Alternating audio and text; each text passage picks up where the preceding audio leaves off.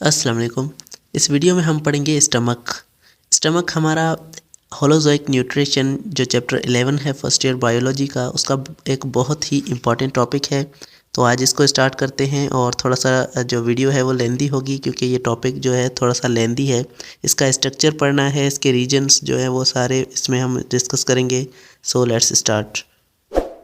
तो सबसे पहले यहाँ पर शेप के बारे में लिखा हुआ है कि स्टमक की जो शेप है वो जे शेप मस्कुलर ऑर्गन है। स्टमक जे की शक्ल का है क्योंकि यहाँ से जो है ऊपर से ड्यूडेनम हमारा जो एसोफेगस है वो आ रहा होता है और ये जो है एक जे की शेप जो है क्रिएट करता है। और ये मस्कुलर ऑर्गन है, मसल्स का बना हुआ है। पाउच लाइक स्ट्रक्चर मतलब ऐसा कोई स्ट्रक्चर जिसके अंदर कोई चीज़ स्टोर हो सके और यहाँ पर खाली जो जगह मौजूद है, इसीलिए ये पाउच लाइक स्ट्रक्चर कहलाता है। Which is associated with oesophagus anteriorly and duodenum posteriorly, जो क्या है बाहर से ऊपर से जो है वो एसोफेगस से अटैच है और नीचे से जो ड्यूडेनियम से अटैच है। स्टमक के बाद वाला जो हिस्सा है, जो पाइप स्टमक के बाद जा रहा है, उसे ड्यूडेनियम कहते हैं। It lies on the upper left of the abdominal human abdominal cavity. इंसान की एब्डोमिनल कैविटी के ये ऊपर वाले लेफ्ट हिस्से में ये स्टमक मौजूद होता है। The top of the stomach like against the diaphragm. और अब हमारे जो लंग्स के नीचे यहाँ पर एक शीट होती है जिसे डायफ्राम कहते हैं, लंग्स के नीचे। और इसका जो स्टमक का जो टॉप है वो उस डायफ्राम से जो है वो लग रहा होता है और उसके अगेंस्ट होता है। It receive bolus from the oesophagus. ये जो स्टमक है ये खाना वसूल करता है एसोफेगस से और यहाँ से खाना जो है वो इंटर होता है स्टमक के अंदर। एसोफेगस हम पहले ही पढ़ चुके हैं कि इसके ऊपर वाला जो है वो पाइप होता है जिसे फूड पाइप भी कहते हैं। It also ends at guarded by walls. इसके जो दोनों एंड्स हैं ये वाल से अटैच हैं, मतलब ऐसे कोई वाल हैं जो खाने को अंदर आने से और बाहर जाने में कंट्रोल करेंगे। तो यहाँ पर दो वाल्स लगे हुए होते हैं, एक जो है ऊपर वाले हिस्से पर वाल होता है, एक नीचे वाले हिस्से पर यहाँ पर वॉल होता है। तो ऊपर वाला वॉल है उसे कार्डियक स्फिंक्टर कहते हैं क्योंकि ये ऊपर वाला हिस्सा जो है ये कार्डिया कहलाता है, इसीलिए इसे यहाँ पर जो वॉल है वो कार्डियक स्फिंक्टर कहलाता है। नीचे वाला हिस्सा पाइलोरस कहलाता है, इसीलिए यहाँ पर मौजूद होने वाला वाल जो है वो पाइलोरिक स्फिंक्टर कहलाता है। तो दो स्फिंक्टर यहाँ पर आ गए, एक कार्डियक स्फिंक्टर जो ऊपर वाला स्फिंक्टर है, नीचे वाला स्फिंक्टर जो है वो पाइलोरिक स्फिंक्टर है। The sphincters prevent the backward flow of gastric content. ये जो स्फिंक्टर हैं ये इसके अंदर जो भी खाना वगैरह जो भी कंटेंट मौजूद होगा उसको बैकवर्ड फ्लो नहीं करने देंगे, वापसी आने नहीं देंगे। ये इसका काम जो है स्फिंक्टर का काम होता है। Stomach is the main organ of the digestive system where the process of mechanical as well as chemical digestion take place. It can store food for several hours. अब यहाँ पर स्टमक जो है वो हमारा एक बहुत ही इम्पॉर्टेंट ऑर्गन है डाइजेस्टिव सिस्टम का, जहाँ पर केमिकल और मैकेनिकल दोनों तरह की डाइजेशन होती है। मैकेनिकल डाइजेशन जो है वो इनकी मूवमेंट्स की वजह से होती है, जैसे मसल की यहाँ पर मूवमेंट हो रही होती है और उनकी वजह से मैकेनिकल डाइजेशन होती है। और केमिकल डाइजेशन यहाँ पर जो है जूसेस वगैरह सीक्रेट होती हैं, एंजाइम्स वगैरह उसके अंदर होते हैं, तो उसकी वजह से केमिकल डाइजेशन होती है। और ये तकरीबन बहुत सारे घंटों तक ये डाइजेशन हो रही होती है। After several hours of digestion, कुछ घंटों बहुत सारे घंटों की डाइजेशन के बाद वहाँ पर डाइजेशन हो चुकी है। अब क्या होगा, it turns food into paste like acidic chyme. अब ये जो खाना हमने खाया था, जो बोलस था, अब वो डाइजेस्ट होकर एक किस्म का पेस्ट बन चुका है और अब वो पेस्ट जो है वो एसिडिक होगा, उसे काइम कहते हैं। डाइजेशन की वजह से ये जो है वो पेस्ट की शक्ल का हो जाता है और जो एंजाइम्स इसके अंदर सीक्रेट होते हैं वो एंजाइम्स के मिलने की वजह से ये जो है वो एसिडिक भी हो जाता है। इसकी जो पीएच है वो कम हो जाती है, इसीलिए ये एसिडिक हो जाता है। उसके बाद ये कायम की शक्ल अख्तियार कर लेता है। क्योंकि ये एसिडिक है इसीलिए इसका नाम जो है वो कायम रखा गया है। The stomach is divided internally into 4 regions. अब हम इसका स्ट्रक्चर पढ़ने वाले हैं। तो इनके जो है 4 रीजन्स होते हैं, 4 इनकी जगह होती है, 4 इसके पार्ट्स होते हैं हमारे स्टमक के। पहला पार्ट है कार्डिया, दूसरा पार्ट है फंडस और तीसरा है कार्पस और चौथा है पाइलोरस। कार्पस जो है वो इसका बड़ा हिस्सा होता है जिसे बॉडी भी कहते हैं। अब उनका जो है थोड़ी सी पिक्चर से हम देख लेते हैं कि कहाँ तक कौन सा हमारा रीजन आता है।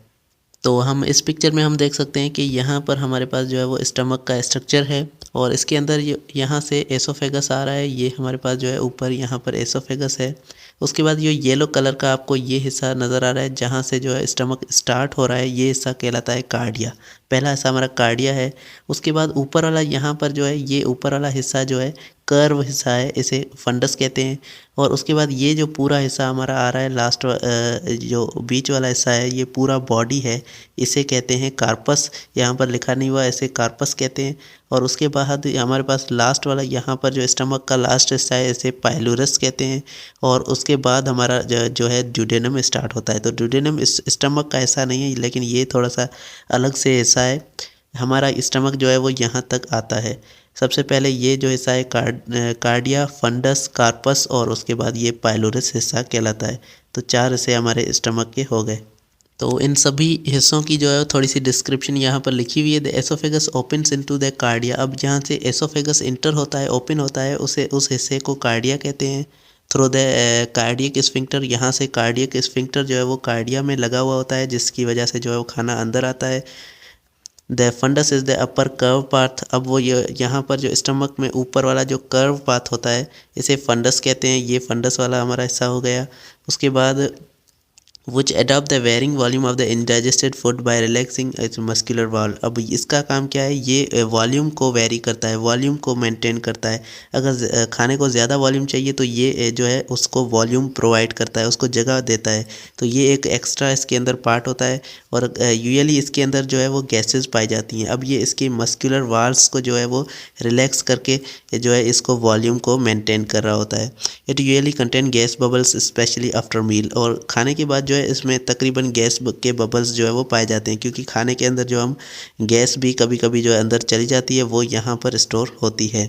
The largest part of the stomach is the central corpus. अब हमारा जो स्टमक का सबसे बड़ा पार्ट है, लार्जेस्ट पार्ट है, उसे जो है वो कार्पस कहते हैं और उसे बॉडी भी कहते हैं स्टमक की। तो स्टमक की बॉडी कौन सी है, कार्पस है। which primarily serve as the main reservoir of food, indigest food। जो हम इंजेस्टेड फूड जो हम खाना अंदर लिया है वो सारा स्टोर होता है इसके अंदर। ये जो है खाने को रखता है और यहाँ पर जो है डाइजेशन होती है। The lower most part of the stomach is pylorus. हमारा जो लास्ट वाला पार्ट है स्टमक का उसे पाइलोरस कहते हैं और ये हमारा स्टमक का जो है आखिरी हिस्सा है। Which empties the gastric content into the duodenum through pyloric sphincter. जो क्या करता है, ड्यूडेनम के अंदर खाने को जो है वो दाखिल करता है और पाइलोरिक स्फिंक्टर यहाँ पर मौजूद होता है, जिसकी वजह से ये जो खाना है गुजर कर ड्यूडेनम के अंदर जाता है। तो स्टमक के बाद का हिस्सा जो आता है हमारा वो ड्यूडेनम आता है। इसके बारे में भी हम आगे स्टडी करेंगे।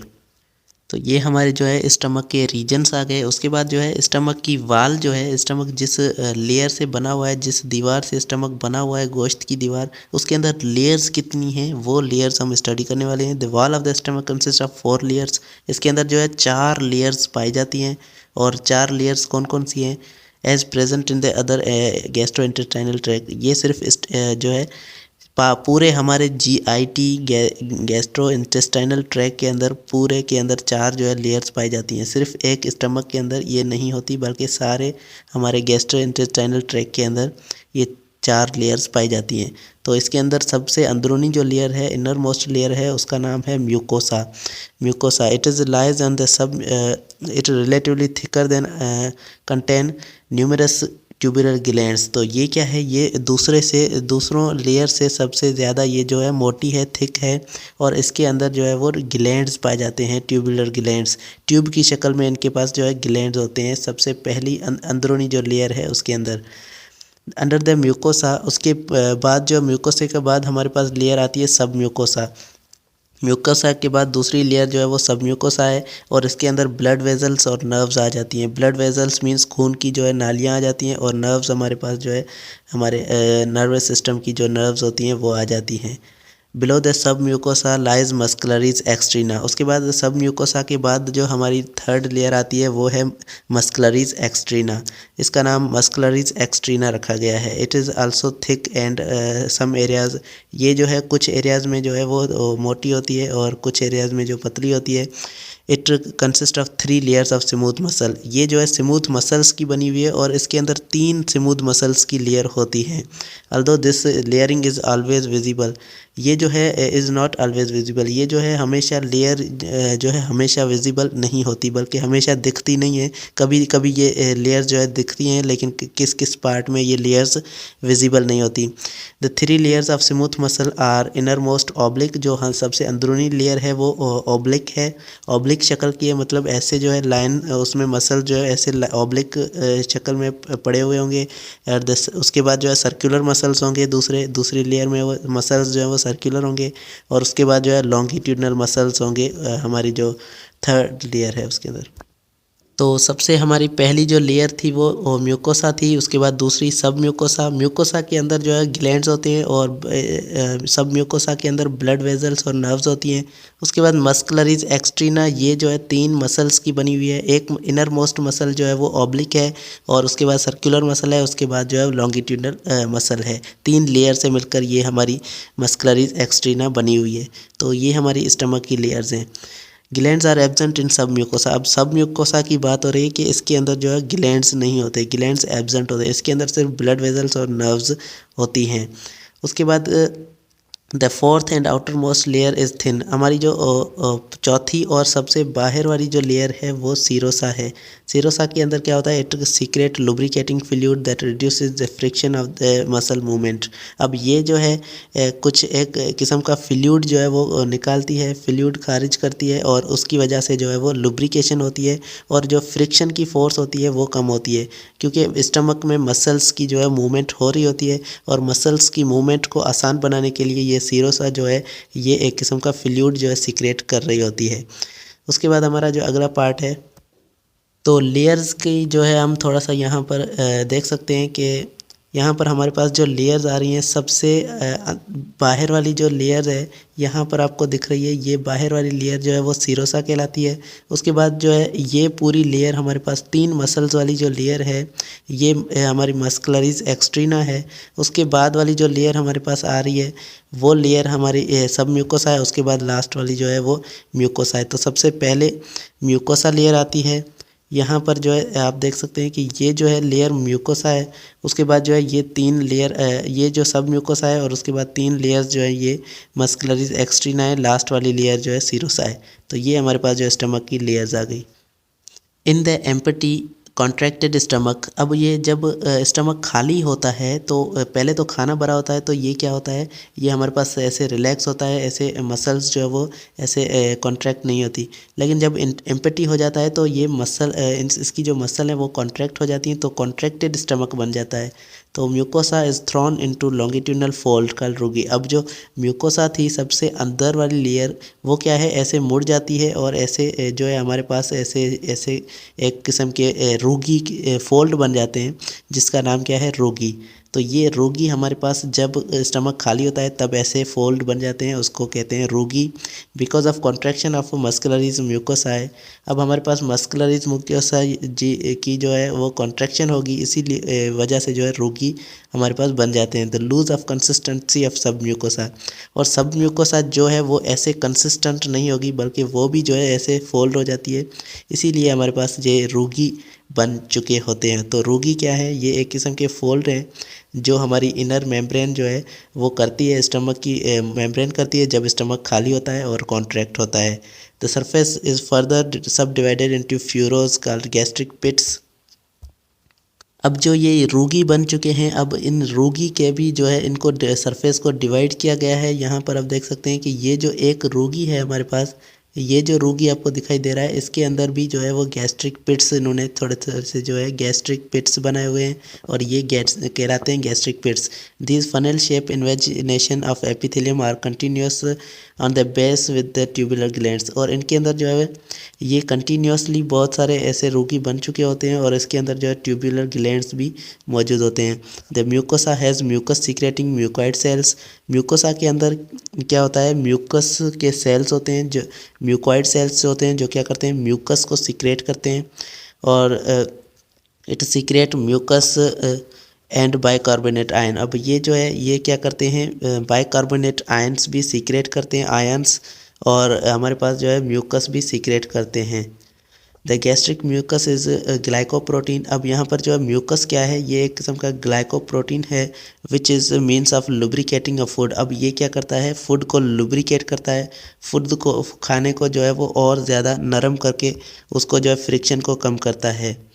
उसके बाद of food as well as protection of food stomach against the action of HCl and on proteolytic enzyme। अब इसके पास एक एंजाइम HCl जो है हाइड्रोक्लोरिक एसिड, वो स्टमक की वाल से निकलता है और वो क्या करता है, और उससे जो है ये हमारे पास जो है म्यूकस जो सीक्रेट हो रहा है वो उससे हमारे HCl से स्टमक को बचाता है ताकि स्टमक की वाल्स पर जो है HCl अटैक ना कर सके। तो ये हमारे पास स्टमक है और इसके अंदर जो है यहाँ पर ये म्यूकस जो है वो लेयर बना के बैठ जाता है और इसकी वजह से जो है यहाँ पर HCl जो एसिड एक मौजूद है वो एसिड इस पर रिएक्ट नहीं कर सकता। तो ये उससे भी बचाता है और लुब्रिकेशन के काम भी आता है हमारे जो म्यूकस है वो। तो ये हमारे पास इसका काम है। On the basis of difference in type of gland present in mucosa. तो म्यूकोसा के अंदर बहुत सारे जो है ग्लैंड्स के टाइप होते हैं। अब ग्लैंड्स भी हैं जो ऐसे ग्लैंड्स वो होते हैं, वो सेल्स या फिर वो टिश्यूज़ होते हैं जो क्या करते हैं, जो हमारे पास कुछ चीज़ सीक्रेट कर रहे होते हैं, कोई एसिड, कोई गैस या फिर कोई एंजाइम्स या फिर कोई हार्मोन जो है वो सीक्रेट कर रहे होते हैं। तो यहाँ पर 3 रीजन्स हैं, 3 जगह हैं जहाँ से जो है वो वहाँ पर ग्लैंड्स मौजूद हैं और वहाँ से जो है एसिड या फिर कोई चीज़ सीक्रेट होती है। तो ग्लैंड्स जो हैं 3 टाइप्स के यहाँ पर होते हैं। The first region around the cardia is cardiac gland. सबसे पहला जो रीजन है ग्लैंड्स में, ग्लैंड्स के हिसाब से जो पहला रीजन आता है वो कार्डिया के दरमियान होता है, कार्डिया के पास होता है और उसको जो है वो कार्डियक ग्लैंड कहते हैं क्योंकि वो कार्डिया के पास मौजूद है। दे सीक्रेट म्यूकस ओनली। अब ये कार्डियक ग्लैंड है, ये सिर्फ म्यूकस सीक्रेट करते हैं और म्यूकस क्या करता है, खाने को जो है वो लुब्रिकेट भी करता है और स्टमक को HCl से भी बचाता है। तो ये म्यूकस का काम है और ये कार्डियक ग्लैंड से जो है सीक्रेट होता है। The second region which include fundus and corpus contain gastric gland proper or fundus gland. तो दूसरा जो ग्लैंड है वो गैस्ट्रिक ग्लैंड है। अब ये क्या है, ये फंडस और कार्पस ये दोनों हिस्सों के पास जो है ये बड़ा सा ग्लैंड मौजूद होता है और इसे गैस्ट्रिक ग्लैंड प्रॉपर या फिर इसे फंडस ग्लैंड भी कहते हैं। तो एक ग्लैंड हमारे पास कार्डियक ग्लैंड है, दूसरा ग्लैंड है गैस्ट्रिक ग्लैंड है। कार्डियक ग्लैंड जो है म्यूकस सीक्रेट करता है। अब गैस्ट्रिक ग्लैंड का हम स्टडी कर रहे हैं। Here the main mucoid cells are laying. यहाँ पर जो है वो इम्पॉर्टेंट मैन जो है सेल्स मौजूद होते हैं बिसाइड द म्यूकोइड सेल्स। यहाँ पर म्यूकोइड सेल्स का मतलब ये है कि ये सेल्स भी म्यूकस सीक्रेट करते हैं। तो यहाँ पर भी म्यूकस सीक्रेट हो रहा है। म्यूकस हर जगह पर जो है सीक्रेट होता है। तो यहाँ पर सबसे पहले जो है वो म्यूकस सीक्रेट होगा है वो वहाँ पर क्योंकि यहाँ पर म्यूकोइड सेल्स हैं। उसके बाद दूसरे देयर आर पैरिटल सेल्स और ऑक्सेंटिक सेल्स। यहाँ पर पैरिटल सेल्स दूसरे किस्म के सेल्स मौजूद होते हैं और इनको जो है ऑक्सेंटिक सेल्स भी कहते हैं। तो एक किस्म के म्यूकोइड सेल्स भी होते हैं, दूसरे पैरिटल सेल होते हैं विच सीक्रेट HCl। अब पैरिटल सेल्स का काम क्या है, ये HCl सीक्रेट करते हैं और इसकी जो pH होती है वो 1.5 से लेकर 2.5 तक होती है। और ये एक किस्म का इंट्रिंसिक फैक्टर भी दूसरा ये एक दूसरी चीज़ है, ये भी सीक्रेट कर रहे होते हैं। तो ये चीज़ थोड़ी सी इम्पॉर्टेंट है, ये थोड़ा दूसरा काम कर रही होती है। एक म्यूकस सेल्स होते हैं, दूसरे हमारे पास पैरिटल सेल्स या ऑक्सेंटिक सेल्स होते हैं जो क्या करते हैं HCl सीक्रेट करते हैं। The latter is important in maturation of red blood cells, vitamin B reabsorption in stomach. तो यहाँ पर ये इंट्रिंसिक फैक्टर जो है ये क्या करता है, इसका थोड़ा सा काम क्या है, maturation of red blood cell. अब ये रेड ब्लड सेल को ये क्या करता है, मैच्योर कर देता है और ये विटामिन B12 जो है उसकी भी एब्जॉर्प्शन करवाता है इंटेस्टाइन में। तो इनमें ये इन काम में हेल्पफुल होता है। And the health of certain cells, और कुछ सेल को जो है ये हेल्थ प्रोवाइड करता है। एंड इन द सेंट्रल और प्रीफ्रल सिस्टम, तो सेंट्रल या प्रीफ्रल नर्वस सिस्टम के अंदर कुछ सेल्स को ये जो है ये हेल्थ भी प्रोवाइड करता है। तो ये इंट्रिंसिक फैक्टर जो है इन चीज़ों में इम्पॉर्टेंट है। उसके बाद the gastric glands also content chief cells. तो इसके गैस्ट्रिक ग्लैंड्स के अंदर दूसरे टाइप्स के भी सेल्स हैं, जिसे चीफ सेल्स कहते हैं या इसे जाइमोजिन सेल्स कहते हैं।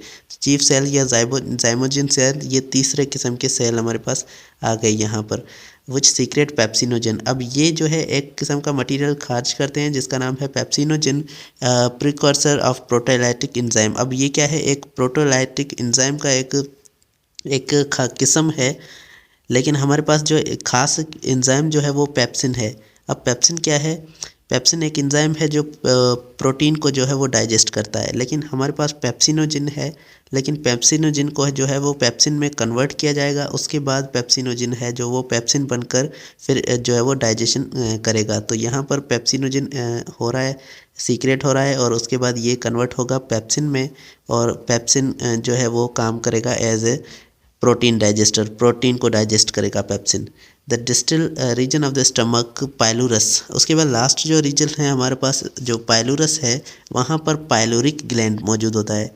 तो हमारे पास जो है टोटल ग्लैंड्स हमारे पास कितने आ रहे हैं, पहला जो ग्लैंड है वो कार्डियक ग्लैंड था, दूसरा फंडस ग्लैंड था, और लास्ट ग्लैंड जो है वो हमारे पास वो हमने अभी पढ़ा नहीं है, लेकिन दो ग्लैंड्स हमने पढ़े हैं। पहले ग्लैंड में सिर्फ म्यूकस सीक्रेट होता है, दूसरे ग्लैंड्स में हमारे पास एक किस्म के सेल हैं म्यूकोइड सेल, दूसरे किस्म के सेल पैरिटल सेल हैं, तीसरे किस्म के सेल जाइमोजिन सेल्स हैं। तो उसके बाद हमारे पास जो थर्ड हमारे पास ग्लैंड आ रहा है वो पाइलोरिक ग्लैंड है, which secrete mucus and gastrin hormone. अब ये लास्ट जो ग्लैंड है हमारा पाइलोरिक ग्लैंड, ये क्या कर रहा है, ये म्यूकस सीक्रेट कर रहा है, और दूसरा जो है एक किस्म का हार्मोन सीक्रेट कर रहा है जिसका नाम है gastrin hormone. The gastrin is released in response of two basic stimuli: the addition of food like protein and decrease the acidic environment in throughout the body of the stomach.